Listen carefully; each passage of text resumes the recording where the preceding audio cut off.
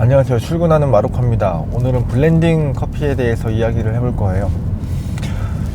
카페에 가서 커피를 주문하시면 에스프레소 베이스의 아메리카노나 라떼 같은 거 주문 많이 하시죠. 일단 블렌딩으로 된 커피들을 많이 사용한다는 걸 느끼실 거예요. 근데 그 커피가 어느 나라의 커피인지, 어떠한 비율로 섞여 있는 커피인지는 사실 큰 관심을 가지고 있지 않습니다. 우리는 그냥 아메리카노 한 잔 주세요, 뭐 아니면 이게 신맛인가요, 고소한 맛인가요, 신맛인가요, 여기에 더 중요하게 생각을 하시죠.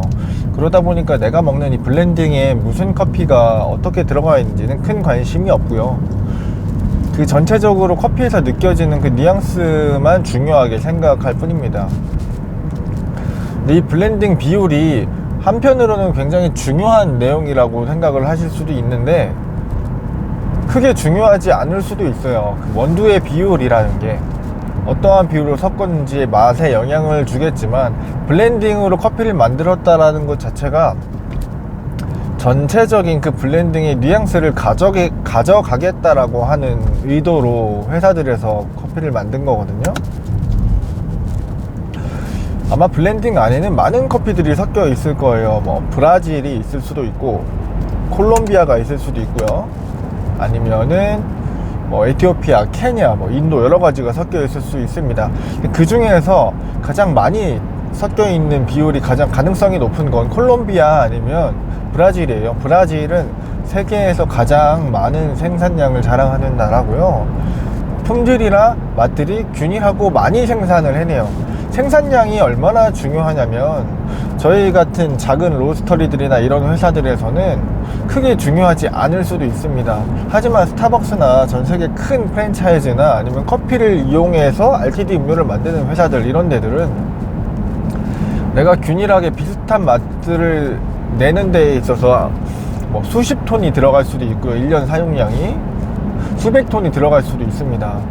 그런데 이게 생산량이 적어가지고 쇼트나 버리면 비슷한 맛을 내는 커피를 또 소매하거나 찾아내기가 쉽지 않아요. 그래서 브라질이나 콜롬비아, 베트남처럼 세계 최대 생산국에서 나오는 균일한 품질의 커피를 찾아내고요. 그리고 브라질이랑 콜롬비아의 커피가 산미가 많이 없어요. 블렌딩에 사용하는 것들은 대부분. 그리고 우리가 그 고소한 커피에 익숙해져 있습니다. 그래서 일반 소비자들이 내가 브라질 커피를 먹는지도 모른 채로 브라질 커피를 소비하고 있고, 그 커피 맛에 이미 많이 길들여져 있어요. 브라질 커피의 특징 같은 경우에는 그 미시 기후라든지 가공 방식, 그리고 거기서 재배되는 커피들의 특성에 따라서 보통은 좀 고소한 느낌, 산미가 많이 없는 커피들이 주로 생산됩니다. 그러다 보니까 일반적인 소비자들이 더 선호하는 맛이죠. 대중적인 맛에 가깝다고 생각을 해요. 그래서 많은 로스터리들이나 회사들에서, 물론 브라질에서 재배된 커피를 사용하고요.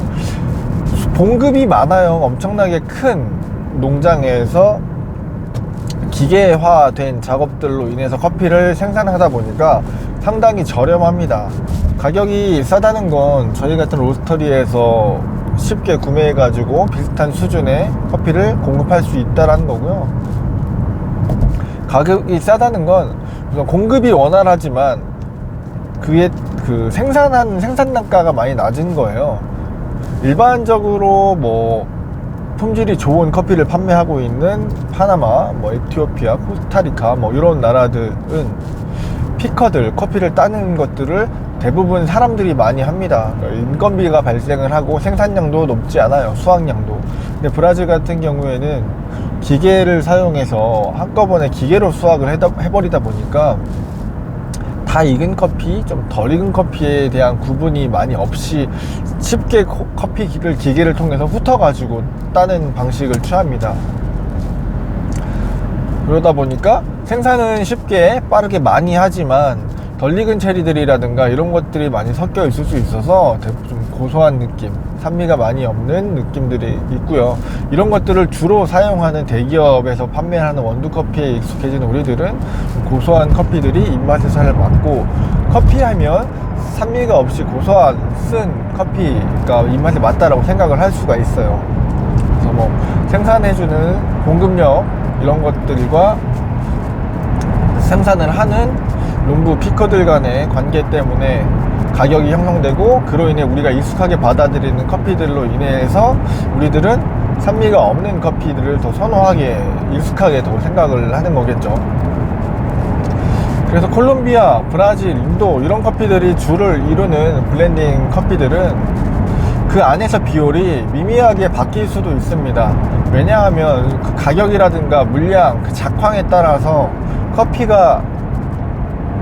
생산량이 달라지면 그 미미한 차이를 최대한 티가 나지 않도록 조율을 해서 블렌드가 가지고 있는 전반적인 캐릭터를 가져가고 있어요.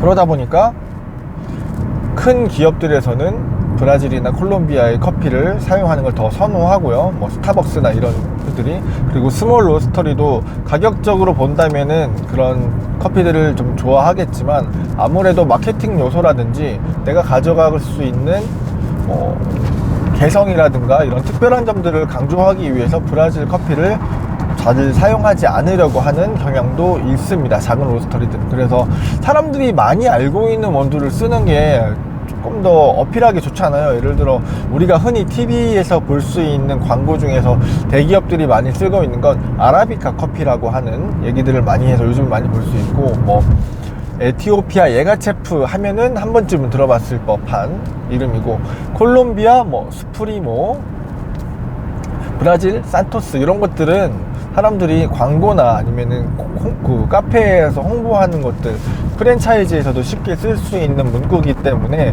그런 커피들을 가지고 와서 블렌딩 할 때 이용하고 소비자들한테 알려주기 더 좋아서 콜롬비아 커피나 에티오피아 커피들, 그리고 뭐 케냐 AA 뭐 이런 것들 많이 쓰는 경우가 있습니다.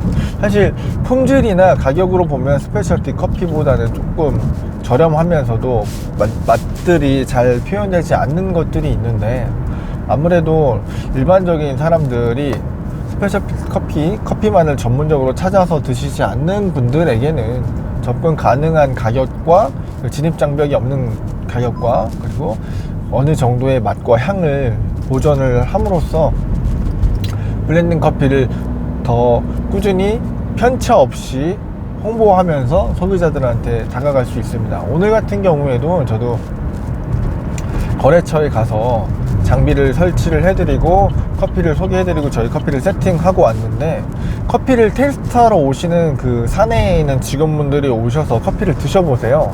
그런데 이 커피가 어떤 커피들이 들어가는지에 대한 관심은 크게 없으셨고, 어떤 맛이 나는지, 이전의 커피랑 지금 내가 먹는 커피가